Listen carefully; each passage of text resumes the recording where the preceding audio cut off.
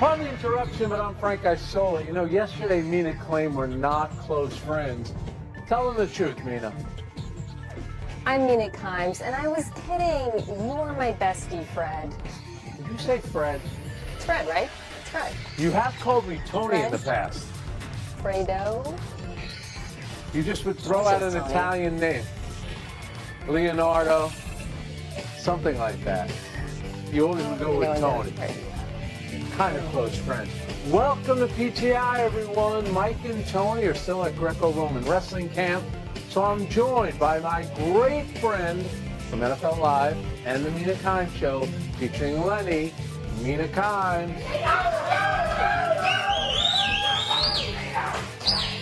Listen. Wow, you must be paying them. All right, let's start with Sunday's World Cup final between Spain and Argentina. Spain has allowed just one goal in the entire tournament, while the defending champs score often and late. Mina, who should win on Sunday, Spain or Argentina?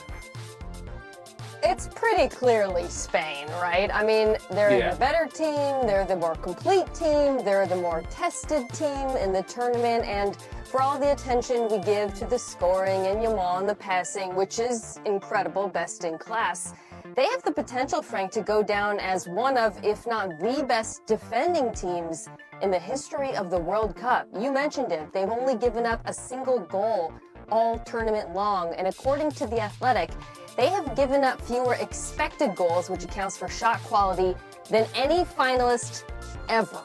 Yeah. And they're doing it while maintaining their aggression, unlike some of Argentina's other opponents who will remain unnamed, but you know who you are, England. While Messi is the best player in the tournament, I think he will be recognized as such. Spain is a better team, and it's a team sport. Yeah, I think you're right. And if you look over the last 4 years, these are the two best teams. Argentina is the defending World Cup champs. They've also won Copa America. And then Spain or the reigning Euro champs. So we're getting the two best teams. But to your point, you know, Argentina, which has done a great job, you know, they in all their knockout games, they never had a lead at 90 minutes. It was either the equalizer or the game-winning goal afterward. It's amazing what they've been able to do. But they have conceded 6 goals in the knockout round, and Spain has only given up 1, and you're 100% right as well. Because when Spain took a lead against France, they didn't sit back. Yeah. In fact, their second goal came from Pedro Porro, who's their right back. So their ability to possess the ball, keep possession, it frustrates opponent. So Mina, that's why even if they do take a lead, they're not going to do what England did. They're just not going to defend. They're going to be aggressive and keep the ball. Yeah, more of their possessions start in the attacking third than any team in the tournament, which is, again, all the more incredible when you consider the fact that they've had these leads. I also think just the way they're built presents unique problems for Argentina. They love to run their offense through the middle, through Messi. The middle has been a no-fly zone in Spain with the Spanish team because of Rodri. I do wonder if Argentina might change up some of their tactics, maybe have Messi attack from the wing the way we saw against England. And I'll say this about Messi. I don't want to count him out, but I do want to make a point. Even if they don't win this, he's still the GOAT, right? He doesn't need this consecutive World Cup win to have the title. Yeah, all right. So, you know, he spent 17 years in Barcelona, so he knows a lot of those players. There's a lot of Barcelona players on Spain. A couple of things to keep in mind, and you mentioned Messi.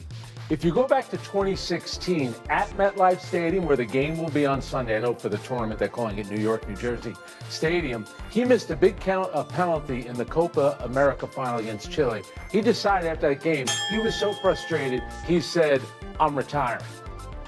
They convinced him to come back. I mean, every call has kind of gone his way since he's come back.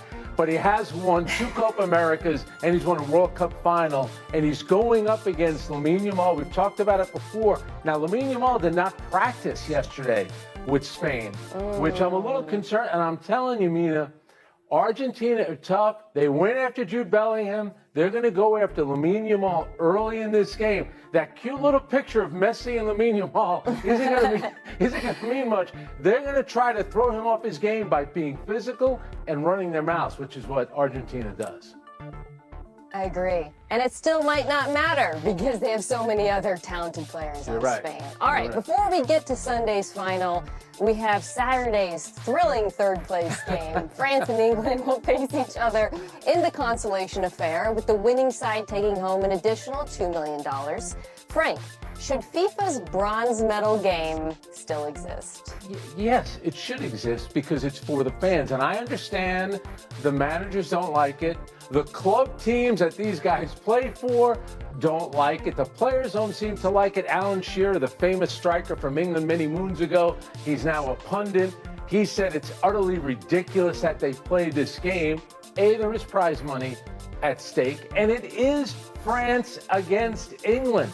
It's the first time we've ever had two teams in the top 5 playing in third place. But more importantly, I'm already suffering withdrawal from the World Cup. It's going to be gone by Sunday. I want to watch one more game. And guess what? Usually the big star players play. Once they take the pitch, then the competitive juices start flowing. And here's my fantasy. I want England to take a 1-0 lead at the 70th minute, and I want to see how they play with a 1-0 lead. How about that? That might be the only scenario in which the English players play hard at the end of this game.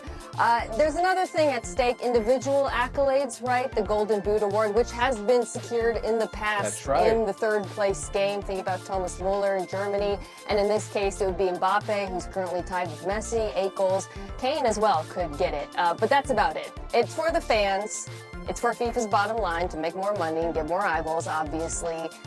And that's pretty much it. I mean, it kind of feels like the Pro Bowl to me. Nobody really cares or remembers who won, and all the players just want to go to the beach. That, by the way, is the one incentive they have in addition to all of that.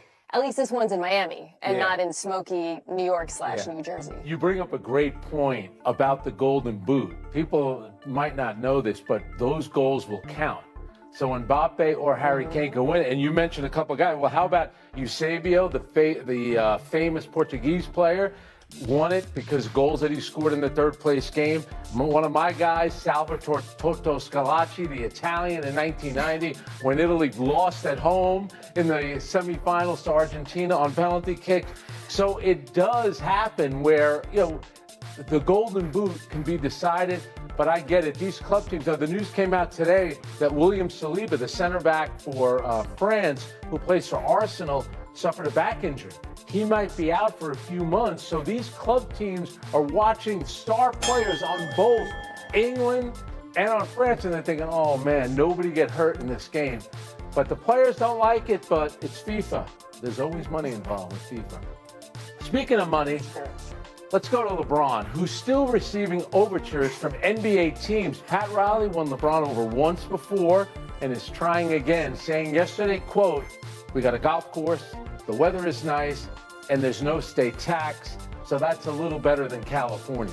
Of course, Mina's not in Miami. She is in California. Pat Riley should remember that. Added the newly acquired Giannis Antetokounmpo. I would love for him to be here. Mina, do you like Pat Riley's chances of luring LeBron back to Miami?